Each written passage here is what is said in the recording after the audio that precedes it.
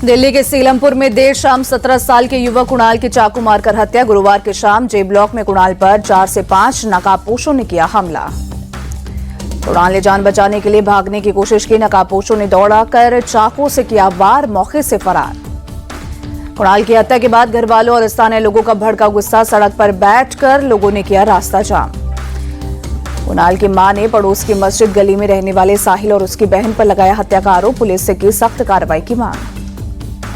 Police ने case दर्ज कर हमलावरों की तलाश तेज की। हमलावरों की शिनाख्त के लिए सीसीटीवी खंगाले जा रहे हैं। फिलहाल हमले की वजह साफ नहीं।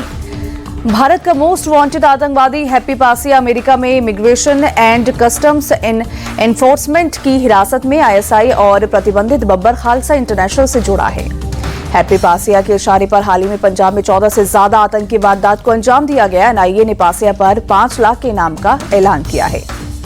पश्चिम बंगाल के गवर्नर सीवी आनंद बोस आज करेंगे मुर्शिदाबाद और मालदा का दौरा। हिंसा प्रभावित इलाकों में हालात का लेंगे जायजा।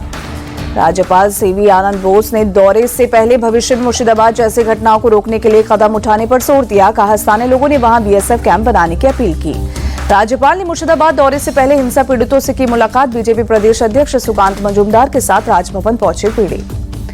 पश्चिम बंगाल के सीएम ममता बनर्जी ने राज्यपाल से मुर्शिदाबाद नहीं जाने की अपील की। कहा, वहां अभी तनावपूर्ण हालात, बेहतर होगा राज्यपाल अभी ना जाए। हिंसाग्रस्त मुर्शिदाबाद का दौरा करेंगे सीएम ममता बनर्जी। कहा, पीड़ितों के लिए घर बनवाएंगी सरकार। मुर्शिदाबाद हिंसा की जांच तेज। घटनास्थल से एसआईटी और फॉरेंसिक टीम ने जुटाए सबूत। मुर्शिदाबाद हिंसा में बाप बेटे की हत्या का मामला। बंगाल पुलिस ने मुख्य साजिशकर्ता को किया अरेस्ट। राष्ट्रीय महिला आयोग की अध्यक्ष विजया राहतकर पहुंची कोलकाता। वक्फ कानून के खिलाफ प्रदर्शन के दौरान हुई हिंसा से प्रभावित इलाकों का करेंगी दौरा। राष्ट्रीय महिला आयोग की अध्यक्ष विजया राहतकर ने कहा, हम दौरे के बाद ही कुछ बात कर पाएंगे। बोली, हम यहां उन डरी हुई महिलाओं को धैर्य देने आए हैं। मुर्शिदाबाद में अभी तैनात रहेंगे केंद्रीय बल। कलकत्ता हाईकोर्ट का आदेश। 21 अप्रैल को अगली सुनवाई। सुप्रीम कोर्ट ने 2 दिन की सुनवाई के बाद वक्फ कानून पर पूरी तरह स्टे लगाने से किया इनकार। 5 मई को होगी अगली सुनवाई। सुप्रीम कोर्ट ने केंद्र सरकार को वक्फ कानून पर जवाब देने के लिए दी 7 दिन की मोहलत। सरकार ने वक्फ काउंसिल के गठन और बोर्ड में नियुक्तियों पर रोक लगाई। केंद्र सरकार ने सुप्रीम कोर्ट को दिया भरोसा, अगली सुनवाई तक वक्फ की प्रॉपर्टीज के स्टेटस में कोई बदलाव नहीं होगा और वक्फ बाय यूजर में किसी तरह का बदलाव नहीं किया जाएगा। सुप्रीम कोर्ट ने पिटिशनर्स को कहा, कानून के खिलाफ दायर 73 याचिकाओं पर नहीं, सिर्फ 5 पर सुनवाई करेगा कोर्ट। पिटिशनर्स कोई 5 याचिका चुन ले। जमीयत अध्यक्ष मौलाना अरशद मदनी ने कहा, सुप्रीम कोर्ट के फैसले ने केंद्र के कानून को अपाहिज बना दिया। उम्मीद है मुसलमानों के हक में आएगा फैसला। All India Muslim personal law board ने कोर्ट के फैसले का किया स्वागत। प्रवक्ता कासिम रसूल इलियास बोले, कोर्ट ने हमारी दलीलों को सुना। All India Muslim personal law board के सदस्य मौलाना खालिद का बयान, उम्मीद है कोर्ट हमें देश के संविधान के हिसाब से फैसला देगी। असदुद्दीन ओवैसी ने वक्फ एक्ट को फिर बताया असंवैधानिक। कहा, हमारी कानूनी लड़ाई जारी रहेगी। कांग्रेस नेता इमरान प्रतापगढ़ी बोले, सुप्रीम कोर्ट के फैसले से साफ वक्फ कानून संविधान के खिलाफ बनाया गया। आप नेता और वक्फ कानून पर याचिकाकर्ता मानतुल्लाह खान ने सुप्रीम कोर्ट के फैसले को ऐतिहासिक बताया। कहा, धर्म से ऊपर उठकर देश की रक्षा में हमारी मदद की। समाजवादी पार्टी सुप्रीम कोर्ट के फैसले से दिखी संतुष्ट। सांसद जियाउर रहमान बर्क बोले, हमारी कोशिश होगी कोर्ट से आगे भी राहत मिले। कांग्रेस नेता अजय राय ने कहा, जल्दबाजी में लाया गया वक्फ कानून, सुप्रीम कोर्ट कानून को करेगी खारिज। कांग्रेस नेता नसीम खान बोले, वक्फ कानून असंवैधानिक है, इसे बहुमत के बल पर हम पर थोपा गया था। दाऊदी बोहरा समाज के लोगों ने प्रधानमंत्री मोदी से की मुलाकात। वक्फ कानून को लेकर जताया आभार। कहा, लंबे समय से वक्फ कानून की थी जरूरत।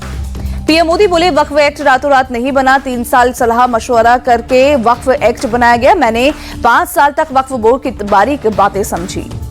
पीएम मोदी बोले, वक्फ के नाम पर कुछ लोग गरीबों की संपत्ति कब्जा करते हैं। 1700 से ज्यादा मुसलमानों की शिकायतें मिली। यूपी के मुजफ्फरनगर में काली पट्टी बांधकर वक्फ एक्ट का विरोध करना पड़ा भारी। पुलिस ने 2 दर्जन से ज्यादा लोगों के खिलाफ वारंट जारी किया। 26 अप्रैल को कोलकाता में all India Muslim personal law board की सभा। वक्फ कानून के खिलाफ एकजुट होने की अपील। यूपी के कौशाम्बी में वक्फ बोर्ड के 98 हेक्टेयर जमीन की पहचान हुई। जीएम मधुसूदन हुलगी ने कहा, सुप्रीम कोर्ट के निर्देशों के अनुसार जांच होगी। बिहार चुनाव को लेकर पटना में महागठबंधन की बड़ी बैठक। सीटों के बंटवारे और चुनावी रणनीति पर होगी चर्चा। महागठबंधन की बैठक के बाद तेजस्वी यादव बोले, हम मजबूती के साथ चुनाव लड़ेंगे। 20 साल से लोगों में सरकार के लिए गुस्सा। तेजस्वी यादव ने सीएम पद के सवाल पर साफ साफ नहीं दिया जवाब। कहा, घबराए नहीं, जो भी निर्णय होगा जानकारी दी जाएगी। महागठबंधन की बैठक के बाद बोले वीआईपी नेता मुकेश सहनी, इस बार लालू जी की विचारधारा वाली सरकार बनेगी। बिहार कांग्रेस अध्यक्ष राजेश कुमार ने कहा, सर्वसम्मति से तेजस्वी यादव को समन्वय समिति का अध्यक्ष बनाया गया।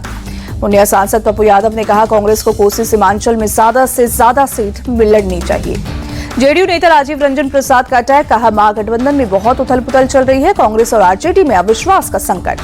जेडीयू प्रवक्ता नीरज कुमार का तंज, आरजेडी महागठबंधन का नेता बनने के लिए बेचैन थी, लेकिन आज की बैठक में नहीं बन सहमति। महागठबंधन की बैठक पर डिप्टी सीएम सम्राट चौधरी का तंज, कहा नीतीश के नेतृत्व में महागठबंधन को 3 चुनाव हराए, आगे भी ये लोग हारते ही रहेंगे। 9वीं बार बीजेडी अध्यक्ष बने नवीन पटनायक पद के लिए नॉमिनेशन फाइल किया। रॉबर्ट वाड्रा के खिलाफ जल्द दायर हो सकती है चार्जशीट, जमीन सौदे से जुड़े 3 मामलों में चार्जशीट की तैयारी। गुरुग्राम लैंड स्कैम में रॉबर्ट वाड्रा से लगातार तीसरे दिन ईडी की पूछताछ, 6 घंटे हुए सवाल जवाब, बोले सारे सवालों के जवाब दे चुका, फिर भी परेशान कर रही। बीजेपी प्रवक्ता गौरव भाटिया बोले, रॉबर्ट वाड्रा ने बड़ा जमीन घोटाला किया, उनके पास सवालों के जवाब नहीं। आरजेडी के बाहुबली विधायक रतलाल यादव को 14 दिन की जेल, गुरुवार को कोर्ट में किया था सरेंडर। रतलाल यादव ने कोर्ट में कहा, साजिश के तहत मुझे फंसाया गया, मेरी हत्या की साजिश हो रही है, मैं डरने वाला नहीं हूं, हर हाल में चुनाव लड़ूंगा।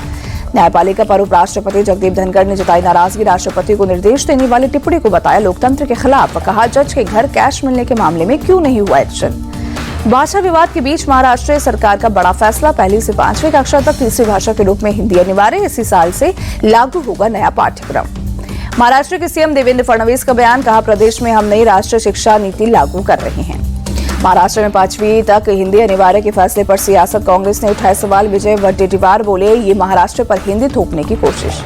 महाराष्ट्र में हिंदी अनिवार्य करने पर भड़के राज ठाकरे, कहा हम हिंदू हैं लेकिन हिंदी नहीं, महाराष्ट्र पर हिंदीकरण का रंग चढ़ाने की कोशिश करेंगे तो संघर्ष होगा। मुंबई वनसे के अध्यक्ष संदीप देशपांडे बोले, हर राज्य की अपनी भाषा है, हिंदी जबरदस्ती नहीं थोप सकते। हिंदी लागू होने से मराठी भाषा का सम्मान कम नहीं हुआ, महाराष्ट्र सरकार के मंत्री आशीष शेलार का बयान। दिल्ली यमुना की सफाई पर प्रधानमंत्री मोदी ने की बैठक, 3 लेयर प्लान पर लगी मोहर।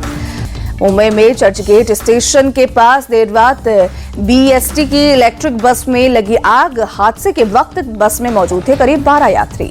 सभी यात्रियों को बस से सुरक्षित बाहर निकाला गया, फायर ब्रिगेड की टीम ने आग पर काबू पाया।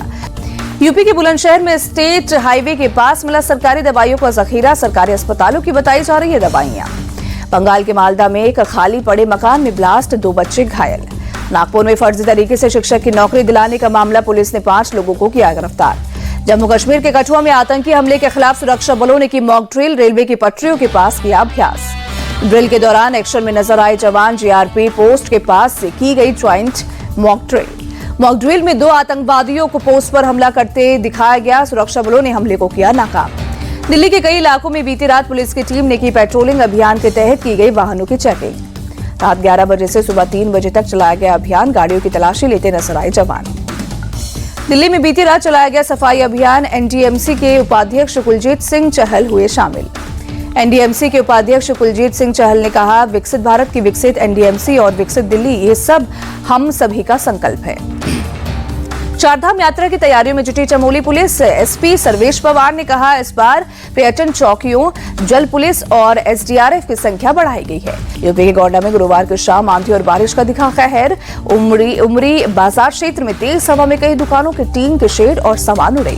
तूफान में कई पेड़ और बिजली के खंभे भी उखड़े, हर तरफ दिखी बर्बादी की तस्वीर। यूपी के पीलीभीत टाइगर रिजर्व में अपने बच्चों के साथ घूमती बाघिन का वीडियो हुआ वायरल, अपने 2 बच्चों के साथ खेलती नजर आ रही है बाघिन। आईपीएल में आज रॉयल चैलेंजर्स बेंगलोर का पंजाब किंग्स से होगा सामना, बेंगलुरु के चिन्नास्वामी स्टेडियम में होगी भिड़ंत, शाम 7:30 बजे शुरू होगा मैच। आईपीएल में मुंबई इंडियंस ने सनराइजर्स हैदराबाद को 4 विकेट से हराया, दर्ज की तीसरी जीत। सनराइजर्स हैदराबाद ने पहले बल्लेबाजी कर 162 रन बनाए, मुंबई ने 11 गेंद पहले 166 रन बनाकर जीता मैच। मुंबई 7 मैचों में तीसरी जीत के साथ पॉइंट टेबल में 7वें स्थान पर काबिज, सनराइजर्स हैदराबाद 7 मैचों में चौथी हार के साथ 9वें स्थान पर।